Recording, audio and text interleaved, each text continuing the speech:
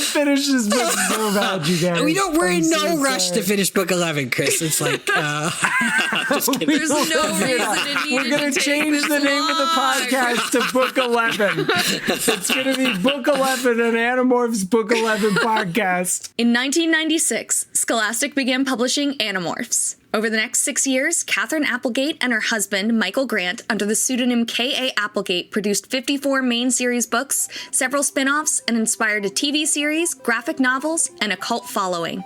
We can't tell you where we live. We can't even tell you our last names. But we can tell you our thoughts and feelings on this series, book by book.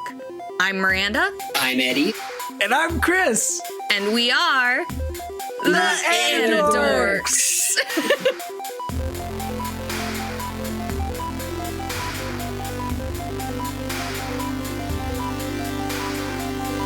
These may be kids' books, but we discuss dark themes and mature content. There may also be some explicit language. Listener discretion is advised.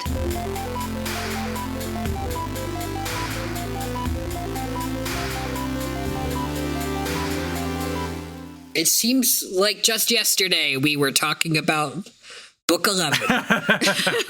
It was 2 weeks ago.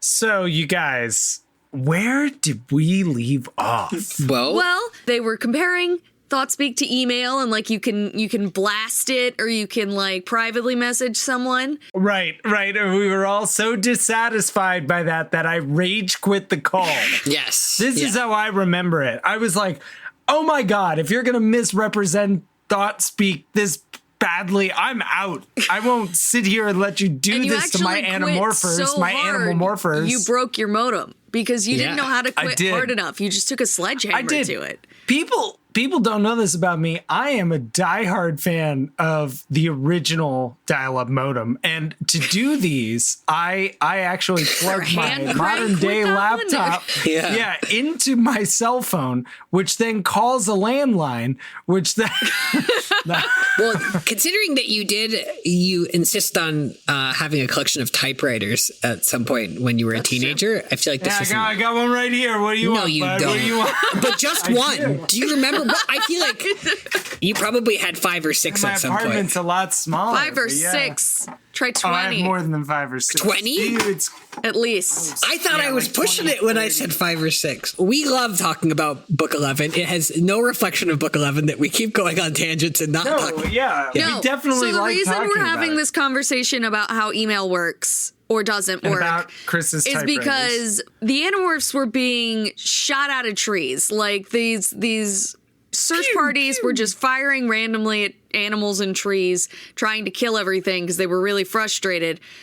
And Visser 3, he's none too pleased. Yeah, because Jake was swinging and he like missed a branch and he caught himself in a way that seemed kind of suspicious to the one controller, right? Yeah. And Visser 3 is not pleased. He's like, listen, my guy, I could have been in those fucking trees. In fact, I was in those fucking trees like a slithery snake, which you know because I'm strangling you.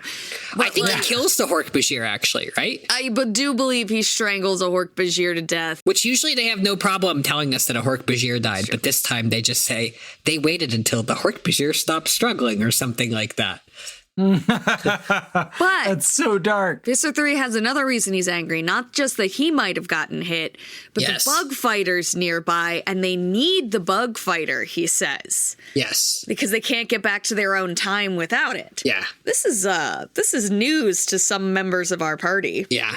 Yeah. And Axe's best conjecture is basically just that, hey, maybe if we do the same thing that happened when the Sario rip opened, it'll just like close back up like a zipper. It just zip, zip. Yeah. Let's recreate the conditions of the anomaly. Yes. Exactly. And maybe it'll all just work itself out. Yeah. So he says like, maybe we need to exactly recreate the intersection of the 2 Draken beams to undo the Sario rip. And we know that precision is the Animorphers. I mean, they fire two Dracon beams into each other. It's like Robin Hood splitting the arrow, man. What are the odds? The problem here is that we know that the Yeerks, that Visser 3 is he's taking the steps to recreate this, right?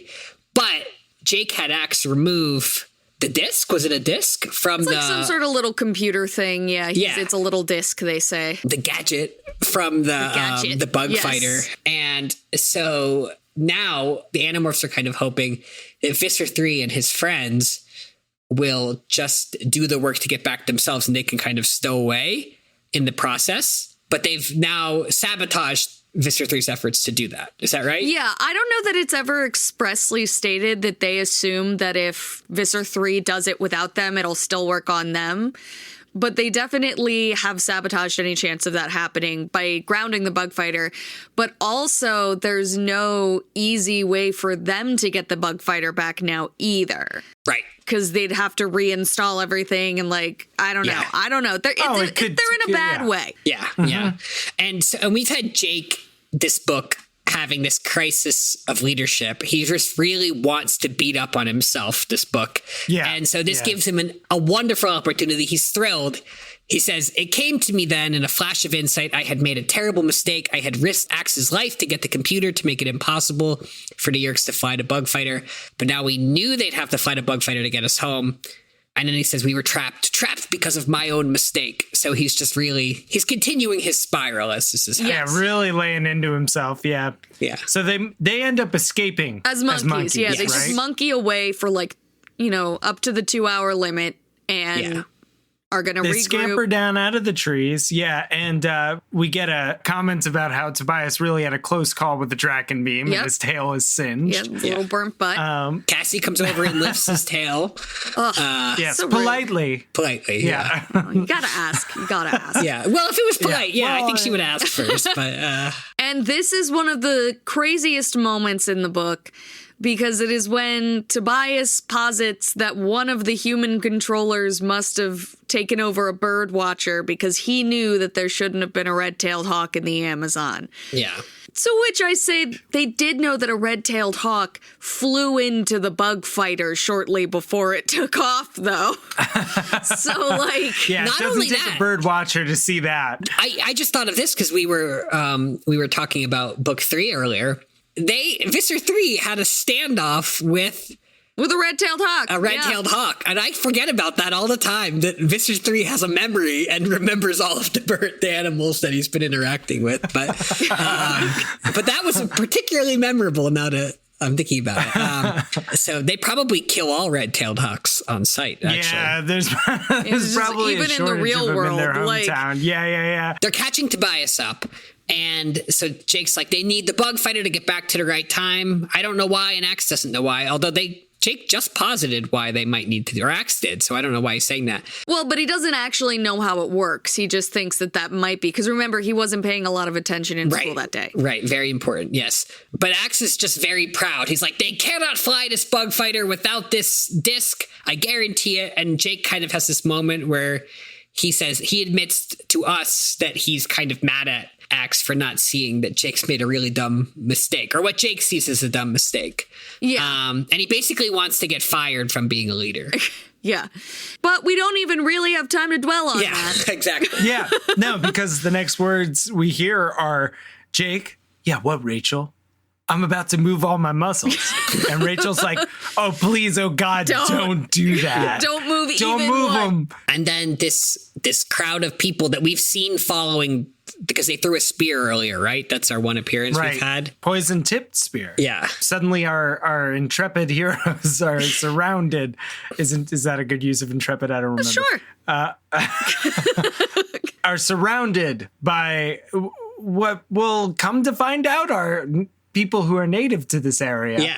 Yeah. We think, at least. Yes, that's the impression we get. Yeah. They say they're the local guys. Yeah. Yes. And they seem they seem to be known for their poison-tipped spears. That seems to be their signature thing. One earlier. Yes. They saw one earlier when that little kid pointed one at him. And I think he says that the one who was in there is in here at some point. Yeah, definitely. So Marco kind of offloads it on Cassie. He's like, Cassie, you're the tree-hugging Save the Rainforest Love the Planet person here. Who are these guys? And Cassie's like, humans. That's about all they know. But that's all they got. And she's like, I'm not an encyclopedia, jackass. Like, but right now, these people are very suspicious of the Animorphs, and they start speaking to them. And I think pretty quickly the Animorphs put together that they're probably speaking Portuguese, which they already suspected they might be in the Brazilian rainforest, right? Yeah, because Marco determines it sounds a lot like Spanish, but he's not sure that it is Spanish. Although at one point he says it's Spanish. But yeah, Cassie seems to feel like their best bet is Brazil. And Portuguese and Spanish are similar enough that they're able to communicate here. A lot of the time. They're largely mutually intelligible. And I think even the leader of that group, who we find out his name is Polo, correct. It seems like he only knows a bit of Portuguese too. Yeah, this is probably not his native language. It's just Cassie posits that they've probably had some dealings with the local government and have just been let alone. There are like tons of not tons, but there are a number of uncontacted tribes or like largely uncontacted tribes that live in the Amazon for sure. And Jake and Polo kind of bond because it seems like leadership is just something that they project. They have this certain confidence.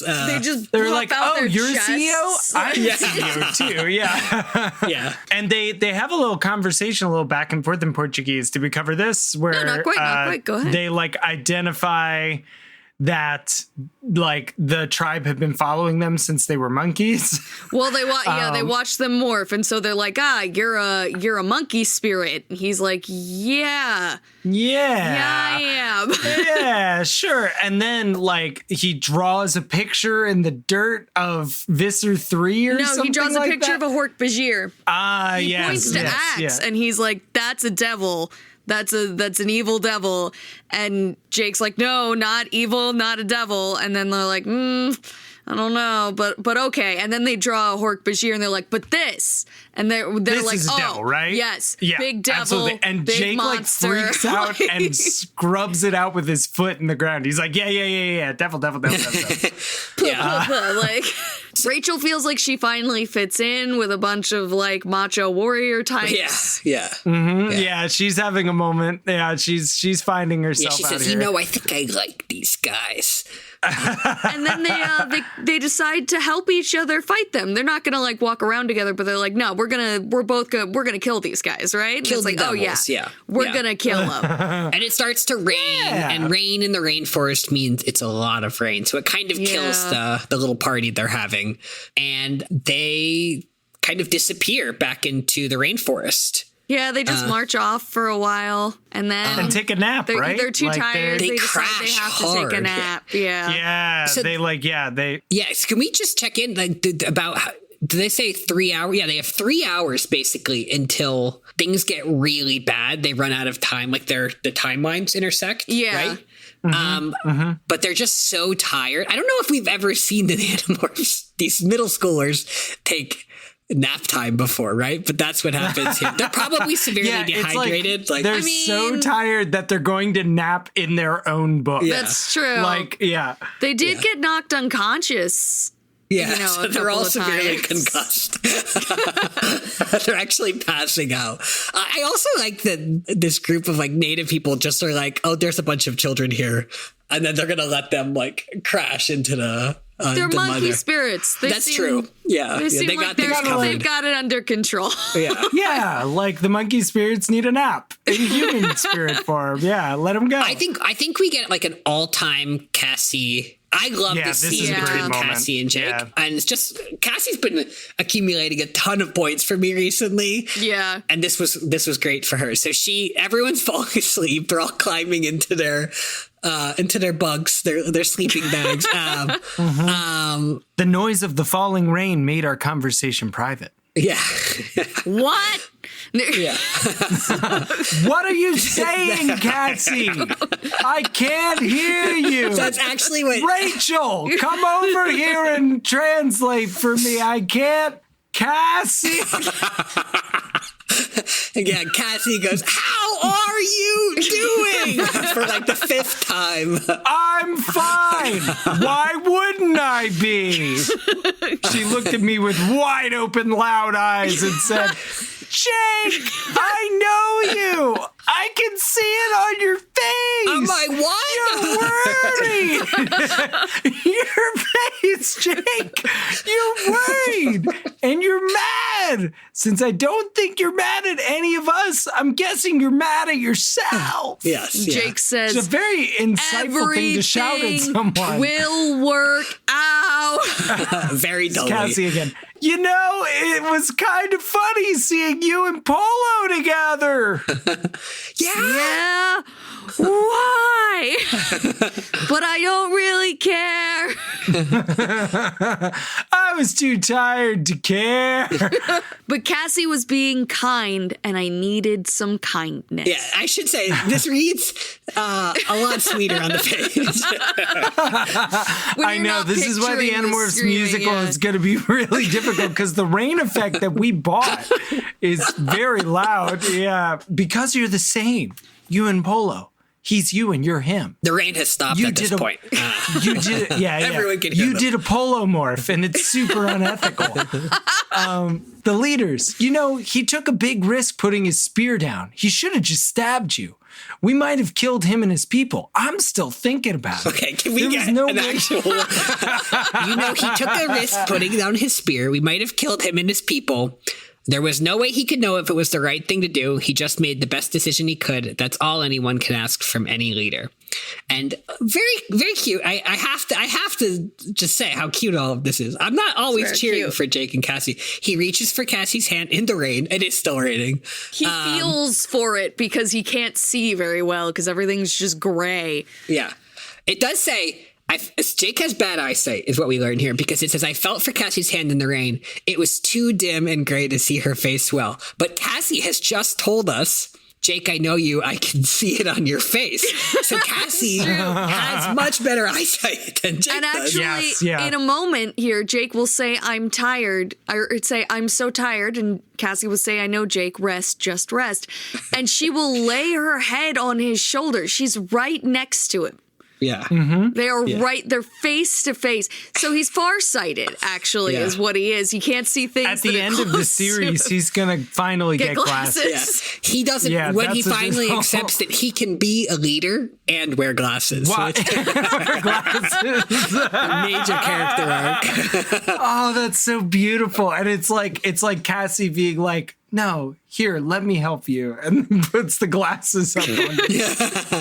Yeah. So I swear, you go back, you read the scene in the book. It's very cute. It's not cute when we have them shouting to each other, but it is a great little moment. I feel like it's probably been like 5 books, I feel like, since we've checked in on like the Jake and Cassie thing. We actually we get very sporadic updates on all of their little dating lives. Yeah, because there really wasn't a lot of Jake and Cassie stuff in Cassie's latest book. No. Yeah. Yeah, that's true. They were kind of on not happy terms in Cassie's last book. Yeah. She kept trying to go meet up with Jake for dates they had arranged, but Jake just kept having these sleepovers with Tobias.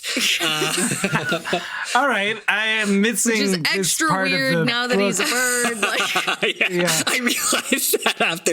Well, he has a little drawer bed for Tobias. Oh, that's right. We haven't Tobias heard. has gone back to living in the attic. Yeah, and he keeps sewing him pants. Is that him? who's sewing the all right, pants? Tobias. Yes, you can sleep out in the woods as long as you want. Just know there's always a drawer here for you. The drawer is always open. I don't know what you do at the drawer is always open. Oh. That's an episode title if I ever heard one.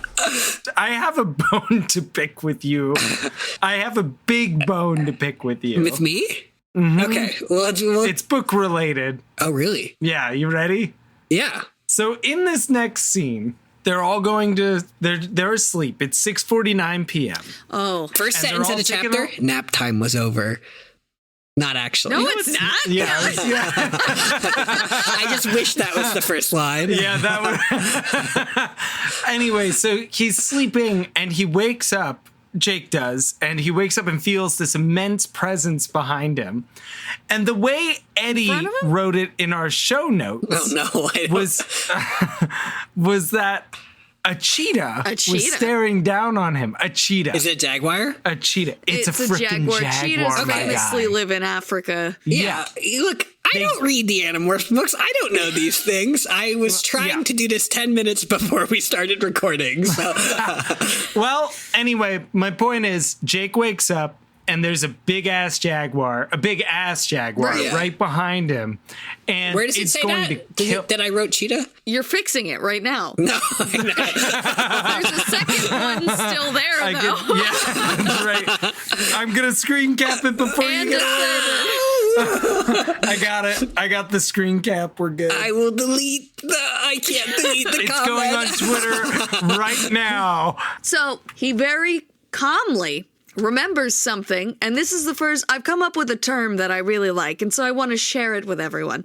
This is the first instance of weaponized acquisition. This is the first time we will use the acquiring of an animal and the fact that it puts an animal in a trance against that animal. Or for ourselves. Is that true? Well, they sort of do it with the tiger. With the lion. Yeah, But, with the tigers. They were planning on getting that tiger morph anyway. I don't know. Yeah, okay. This is the second instance then. All right, there we go. I accept your terms. All right, And but it hasn't been done since book 1, which we all know is like a fever dream in terms of continuity. So yeah, it's definitely not canon. Book 1 of the Animorphs is not canon. Yeah, you just gotta get Elfangor the vibe. Never came from space. The vibes are right in book 1, right? But they're gonna change some things later. Yeah. Jake wakes everyone up, and they kind of line up to acquire the morph, and they're using this also to buy time to escape. Like they're acquiring it and then fleeing, and then is slowly that right? leaving. Yeah, and then Axe is gonna go last because he thinks he can outrun the big cat. Yeah, and now they all have jaguar morphs. Yeah, it's really convenient. And they will always have jaguar morphs. Mm-hmm. Yeah. There's not going to be any sort of retconning or rewriting of history. We're moving forward with a strong new brand of the Animorphs choosing all the same morph all the time. Here we go. It's gonna look let's a lot all morph slicker. into jaguars. Yeah, let's all morph into jaguars and get to our destination. And so Cassie even comments on this. She says, "What's cool is we all have a jaguar morph now." She does say that. And then we get a TikTok. The third TikTok of the book. So you say. It fulfills the Chekhov's TikTok, as you so notedly noted. It's always Rachel saying it too. I don't know. Yep. They didn't get a long nap. We find out Axe says we have 2 of your hours left. Make it a long nap. Just an hour. Why not a long nap? They regained 1 hit die. It's fine. Yeah. That's Short the joke rest. I'm making, yeah. So they decide that they're going to morph into... They're all going to morph into jaguars, and they're going to use that to find the blade ship, right? The bug ship. To find something. To find Visser 3. To find Visser 3, yes. Yeah. And it's an unusual morph for everyone but Jake, because Jake said it's fairly similar to his tiger morph. Yeah. So everyone else is really excited by it. Like Marco says, "Oh, this is beautiful. Oh man, feel the rush. Yeah. The ecstasy. And he's like, this is old." Rachel acts like it's brand new, but I'm pretty sure she felt like this is the Tomcat anyway, because she's like, it's so not afraid. And also, I guess it's a different kind of confidence, but the skunk. Yeah. Marco comments it's strange because he wants to eat a monkey now that he's in the morph, and yet he was a monkey a few hours ago. Yeah. Did we also do his all fours moment? Oh, no, there is a... Because Jake was like watching him like a hawk, and he was like, I saw the way Marco fell forward to land on all fours, and his tail extended like a snake behind him. So there we go. Got our all fours in for the book. Regarding wanting to eat a monkey, having been a monkey, can I just say, sometimes you eat the bear. Sometimes the bear eats you. So then we have Tobias flying up in the sky, and he's talking about how many billions of stars he can see, which is completely inaccurate. He says he can see 1,000,000 stars. He says, I can see every star that ever existed, and I just want to go on the record and say, not even if flat Earth was true, could you see every star that ever existed. Shut up, Marco, Rachel says. I don't even know why she says that. She's like... They're talking about what it means to go into the light in regard to Poltergeist, because they see some lights ahead and they're like, oh, let's go there. Yeah. And Marco's like, yes, go into the light. And Marco was like, they were like, what is the light about? And he's like, I think it's like death or something. But it could have been, I could be wrong. Maybe it's just a big, bright afterlife McDonald's. Mm-hmm. Yeah. Yeah, that's Axe asking, because Axe asks, what is this like? Because he doesn't understand these human references. Anyway, this pisses Rachel off. She says, shut up, Marco. But then we get a summary of the plan, and the plan is nothing. They have 2 hours left. Then, if Axe is right, the Sario Rip the Rosario Dawson would end. would end, and the universe would have 2 Jakes and 2 Cassies, and would eliminate them both. You said Rosario.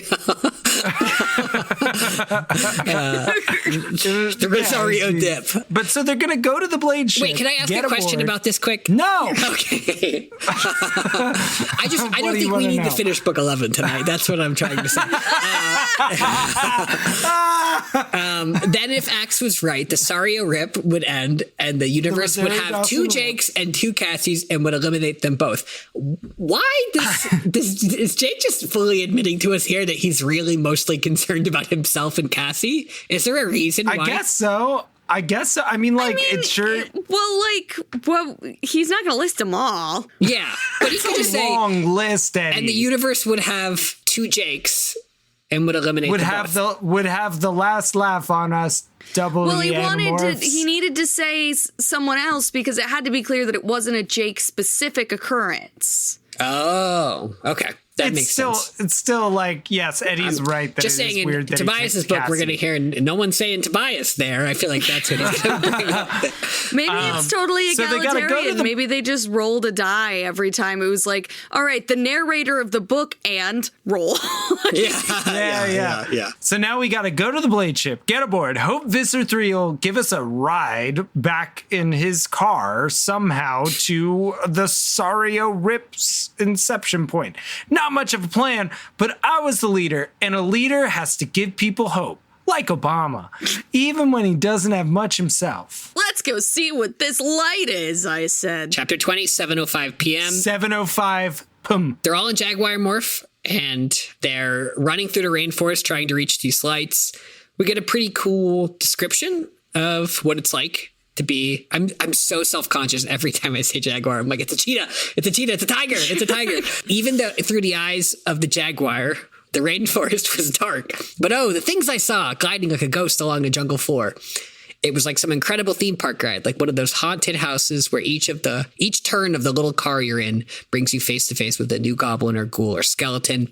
But it wasn't dead spirits that I saw in my trip through the rainforest. It was life in more shapes and types than you can imagine. Did you two get the new Haunted Mansion movie trailer when you did Barbenheimer? Yeah, I absolutely did. Okay, yeah, that place seemed full of life. That's why you got Rosario Dawson on the brain. That's exactly what I was thinking. Yeah.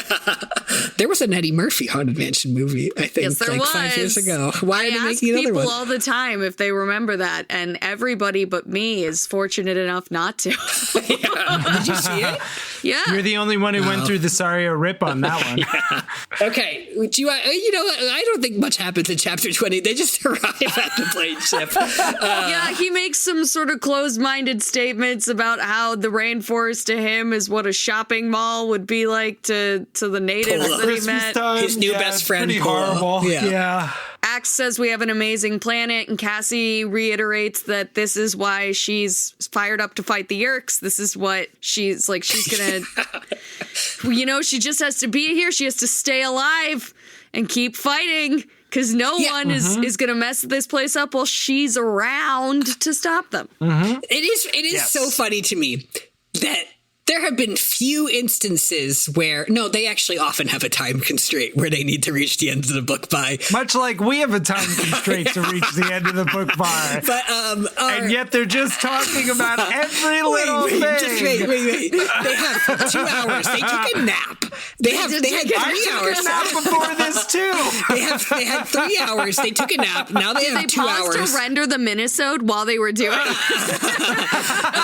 But then everyone's like, Cassie, could you chill out and just appreciate the scenery while we're going here? Cassie's like, we are going to die if we don't get Eddie trying to read the book for us. Yeah. Just take a moment and appreciate the text. Yeah, okay. All right, chapter 21, 7:36 p.m. You sounded like Michael Showalter just then. Look, everything that happens in this book is consequential and will inform the rest of the series, so we need to make sure. You're absolutely right about that. You're absolutely right. We get taxons. They arrive at the blade ship. Jake does notice that if he'd been like paying closer attention, he'd have realized that it was weird that Visser 3 was having them drag the blade ship and the bug fighter closer together. Yeah. Like he's like, this sure feels like a trap. They're sure being weird over there, but I don't know. I love that whenever they need eyes in the sky, they have Tobias. But whenever K.A. Applegate needs him not to know something that they would normally see with Tobias's eyes, she's like, it was nighttime. And Tobias was completely blind. Oh, man. So this is chapter 21. The time is now 7:36. We get a goobly-gobbly squishy little boy. That's right. Taxons are crawling all over things. With all the wrenches. Over these blade ships. Like with the wrenches. Yeah, they're little taxon using wrenches as hammers, using hammers as screwdrivers.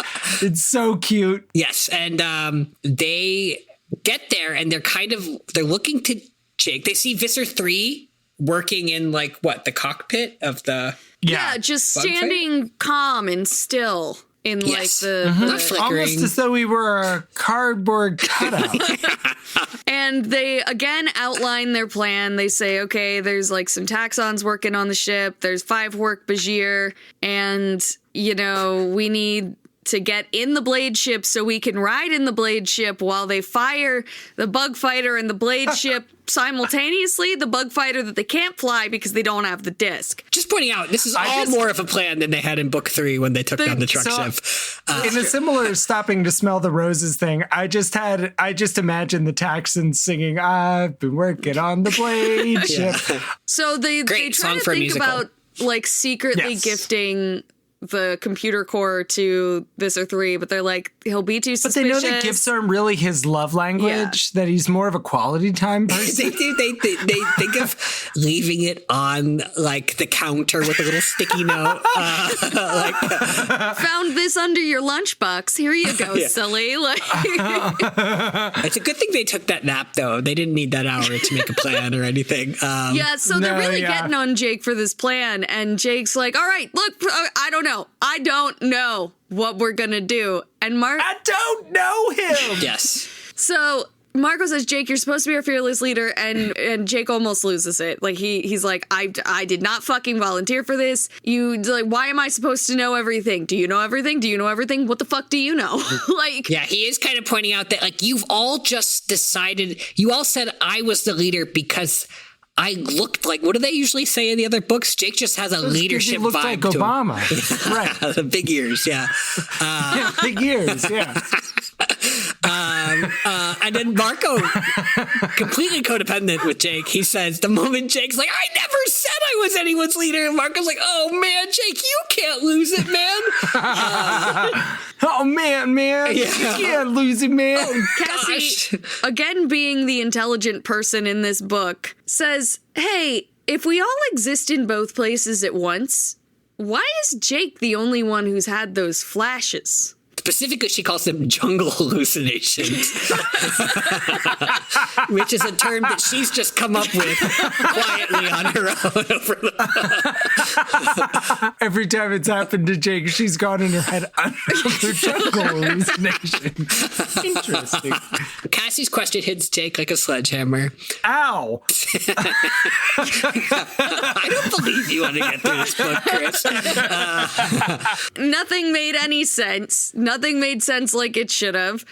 And he's like, Axe, what do you know that you're not saying? Because he remembers that Axe was being evasive at one point. And he's like, what do I know? And he's like, what do you guess? And he's like, well, I know very little about Sario rips. Have you ever heard of Andalite titties? And he's like, no, not this girl story again. Tell me. Oh my God. I don't want to hear any more about the girl who was distracting you on the day you studied Sario rips. Just tell me if you call me your prince. And he's like, fine. I didn't want to tell you this because you're my prince, but you might be the only real person here. Bam. We might all just be a memory. And Jake's like, also, what the but fuck? this happens very quickly. Jake finally says, fine, I'm your prince, which is big, but also doesn't matter because it gets erased from the canon. Because as we are learning in this exact moment, Axe isn't here. Yes. Yeah. We may not actually be here. Not really. I mean, yes, we are here in one timeline, but that timeline was later erased. Yeah. Is his conjecture. And it is... So, Jake says, Axe, how would I be the only one to escape this timeline? We think the way to get back to our own timeline involves repeating the Draken beam accident that caused the Sario rip, right? And Axe starts to say, maybe that might not be the only way. There might be another way. He really finds a way of prolonging this before Tobias interrupts and says, that Visser 3 we saw in the window, it's not the real Visser 3. And I saw it wobble. It's a mannequin. Rachel actually says, a decoy. I'm glad that these are the Animorphs that passed, that died, because they are a bunch of idiots. In this book. It is so silly. It's a trap. He's expecting It's a tarp. And Visser 3, who set up this trap, he drew the Animorphs here. He had lots of time to prepare and think of a really Made a paper mache Visser 3 to put in the window. What he didn't think about was what he was going to say once they arrived. He says, 5 cats and a bird. Ha ha ha. This will be too easy. Now Yes. I haven't come up with a lot of workable options. One that I've got is he could have reached out and grabbed Tobias and said a bird in the hand is worth 5 cats in the bush. Ooh, that's very good. That's all I've got. I wish I had more options to workshop, but that's all I could come up with. I've heard of Sylvester and Tweety Bird, but this is ridiculous. He needs a writer's room. Yeah. He does. Yeah. He needs us, Yeah. frankly. Yeah. Chapter 22. 8 p.m. 8 p.m. Very close. It's a tarp. Now. Shelter in the form of trap. The tree that they were hiding in the shadow of, that wasn't a tree. It's a Lurdathok. Dum-dums. Lurdathok. Lurdathok. Thak. It's from the Hork-Bajir homeworld, and it's Visser 3 and Morph, and it's got all these... You know how we learned about prehensile tails and what that means? Well, it's got prehensile vines. Mm-hmm. And it's got a lot of them. And I mean, I've seen enough hentai to know where this is going. But Yeah, I know, right? I know. Yeah, I agree. He is just trying to... I was surprised we didn't get more Miranda fanfic in this section. Can we stop and appreciate Visser 3's plan here? Like, he's, we have him characterized as an artist, right? He did such a good job here. He did. I do want to be in on the meeting, though, where it's like, Visser 3, we don't know if they're going to be going to the blade ship or the bug ship. And he's like, you fools, we'll bring them together. We'll have a mock wedding for the two ships. I will be disguised. And when they come out as the officiant. Yes. I'll be disguised as a tree, and they will climb into me, and they will notice that there is a projection of me, and then I'll grab them. He pulled it off. He did it exactly. He waited so long. He probably could have just taken them all. Do you think if they were listening carefully, they could have heard him broadcasting giggles as they walked into it? You know that feeling of tension when someone really wants to say something so bad you can almost hear it? He definitely broadcasts that in thought speed. Yeah. Does anybody else hear, I don't know, just like the feeling of giddiness? After they realize this, it becomes an all-out brawl. Yeah, and it's hard to see. It's dark. They get swallowed up in these tree limbs and all these things, and they can't see. He sees a flash of a jaguar, and then a jaguar getting picked up and tossed and lifted by his neck. Then we hear Rachel say that it's got her, and she's inside something, and Axe says they've been swallowed, and Jake's like, I can't get to you. And then it sounds like they're all slowly suffocating. This is pretty hentai right here. Jake, it's huge, Tobias yelled down from above. Can't see well, but like an octopus with 1,000 tentacles. A slither of tentacles slapped against me, wrapping around my legs. Yeah. I leapt a split second away from being caught. But that's pretty good. Yeah. It's swallowing them. Oh, no. No, it has a mouth. Huge. It's straight up eating them. Yeah, they're dying. Yeah. It's over. Actually, they lose very quickly here. Extremely quickly. Within 3 minutes, Some Can would I, say. do you Or, remember? I guess 13 minutes. Yes, when we get Visser 3, he goes, just 5 little andalites inside my craw.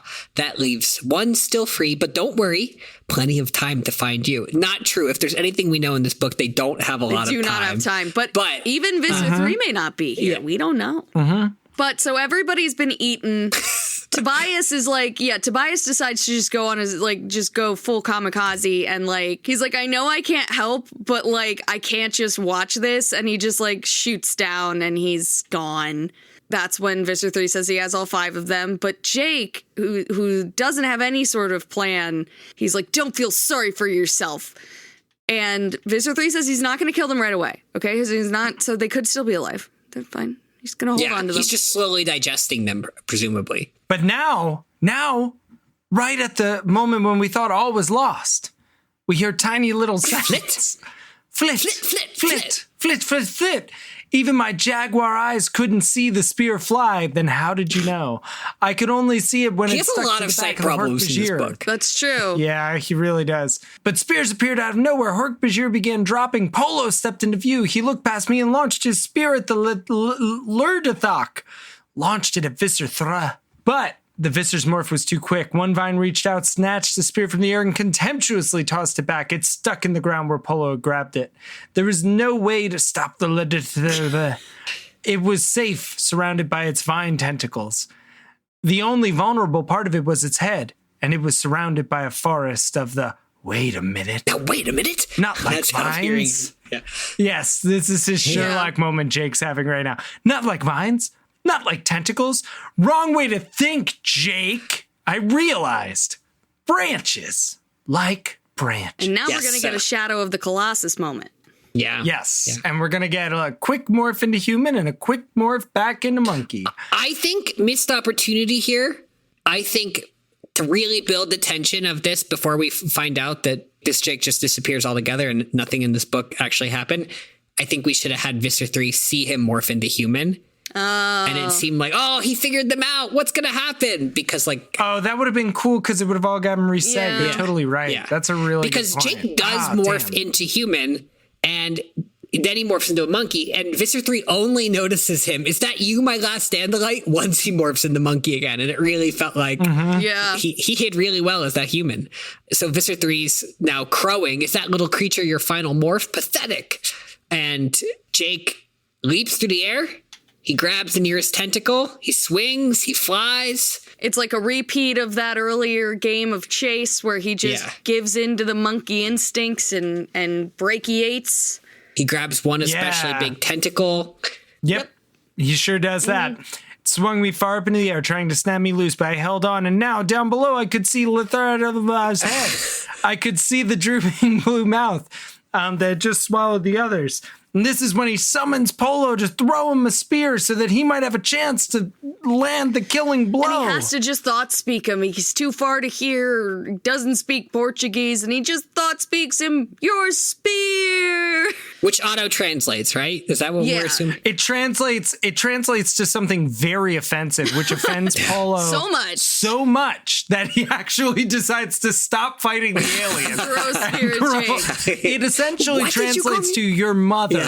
I'm just kidding. So if the thought speak auto translate, they actually should have just morphed back to monkeys when they were talking to him and then talked to him through thought speak, or just I don't think you can draw that it auto translates from this. Well, they think that he saw them morph monkeys, but they don't want to give him definite. That's true. Evidence. Yeah. Miranda has made the argument that thought speak is just image and concept based, but I don't know that we actually have evidence of that. The only time Axe doesn't understand something is usually when there's not a direct corollary in his culture. Yeah, but I will say this, when they're thought speaking at the observatory, there's words dropping out. Not like it's, I don't know. I think it could go either way. True. But anyway, it's walkie-talkies then. Yeah, but that could be the connection, not the nature of thought speech. Mm-hmm. Anyway. Yeah, we paused at a very inconvenient moment because Jake's literally in midair right now. He's in midair, and we paused the VHS and been like, wait a second. Yeah. Jake so he throws the spear home into the flesh of the Lurdathok's face, gets grabbed by a tentacle, It whips him, wraps him around, and he crash lands on the ground at 8:19 p.m. in the abandoned motel. We're back? Yeah, we're back. We're back. Wait, no. What happened to the monkey, Jake? Oh, well, remember how that Eddy. the tentacle was around Jake's neck? Yeah. No, I don't remember that. I remember. Did they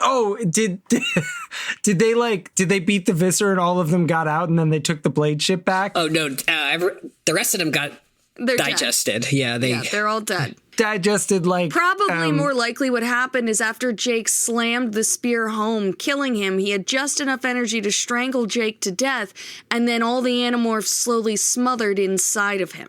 Oh, that's right. Yeah. I was going to try to soften it for Chris, but you guys, where are we now? You seem We're back upset, at the motel, but Jake is giggling.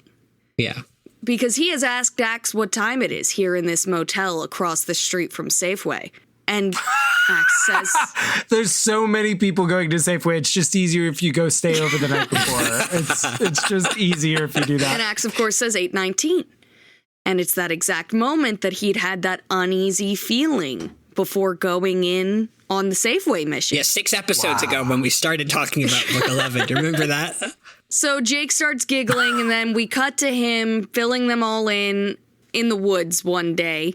And Jake's really upset about it. He's like, dude, every single thing I could have done wrong, I did wrong. It was really horrific, and everybody fucking died. And I actually don't fully know why it worked.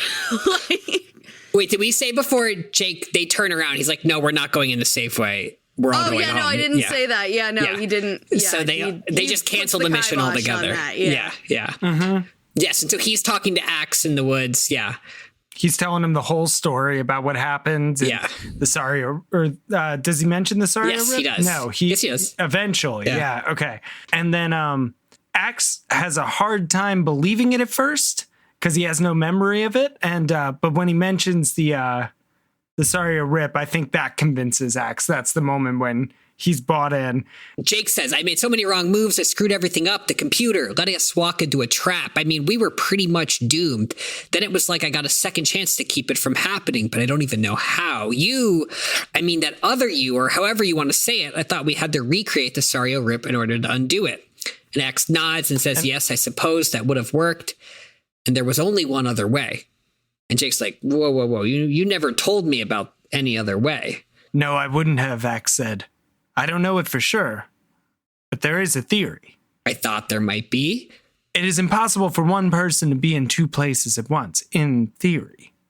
So if you eliminate one of the 2, well, the consciousness snaps back together. I think what happened, Prince Jake, is that you died. And Jake feels a chill run up his spine. Died in the rainforest. You were still alive here, so your mind snapped back. Then you undid the timeline, so none of it really ever even happened. You would find you could not morph a jaguar or the monkey because you never really acquired those aminals. And then Axe makes an Andalite smile, which, as they always remind us, just involves the eyes since they have no mouths. It's smizing. It's just Tyra Banks hadn't invented the word yet. So Axe once again explains he only partially understood this lesson in school because he was very distracted. Andalite titties, as Miranda so kindly put it. And then maybe we should just jump back in with the conversation here because it's nice. It was a disaster down there, Axe.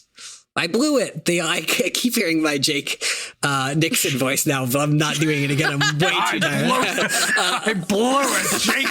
I blew it, Axe. The only reason we're all still alive is that in the end, I got lucky. Maybe that is true, Prince Jake. But my brother, Elfangor, once told me it's a leader's job to be lucky. Sometimes success is just luck. Jake nods. He realizes it doesn't make him feel any better, and then he says, Elfangor's luck ran out. Yes, I was hoping you wouldn't draw that direct connection. That's exactly what I was saying, and I thought I said it quite well. And you're kind of this is like the moment at the end of Oppenheimer where they tell you it was Kennedy. And you're like, yes. That young whippersnapper trying to make JFK a name for himself voted from Massachusetts. Anyway, back to Axe. Yes, we must hope yours, being his luck, does not, Prince Jake. That was a confusing sentence. And then Jake goes, yeah. Don't call me Prince. And then he says, whatever you want, Prince Jake. Yeah. And that's how it ends. They're, of course, expecting you to remember there that Jake finally accepted in that other timeline that he was Prince Jake. But that's right. It still hasn't happened. It's the only thing Axe knows from that timeline, actually. We did it. We finished book 11. That was. I don't have a lot to say. We really did it. 6 episodes later. Was so hard for us. We did really like this book, actually. I think that's why it was so difficult. Is because it was actually so much fun, but also none of it mattered. I hope Jake constantly compares everything else in every one of his books to, this is like that one time in the... Oh, none of you remember that. Oh, wait. No, sorry. You weren't there. Cassie, no, actually, you said you thought this was a good idea. Yeah. Oh, that was right. That was in the Amazon. Oh, that's the dead Cassie, right? and then maybe he manipulates. He manipulates the other Animorphs by saying, well, this actually worked in the Amazon. What we did was, Tobias, there was this whole thing where we played with the string again. And I don't want to ruin what happened. We all held hands. We all held hands. We made out. Yeah, and it felt really nice. Rachel wasn't there. But in that timeline, we morphed while kissing and we formed one big morph together. I think we should try that again.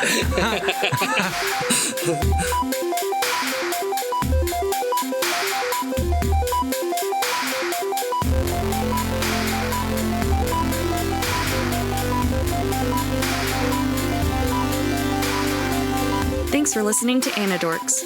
We'll be back soon with lots more to say. Until the Andalites return, or at least until next time. See you soon.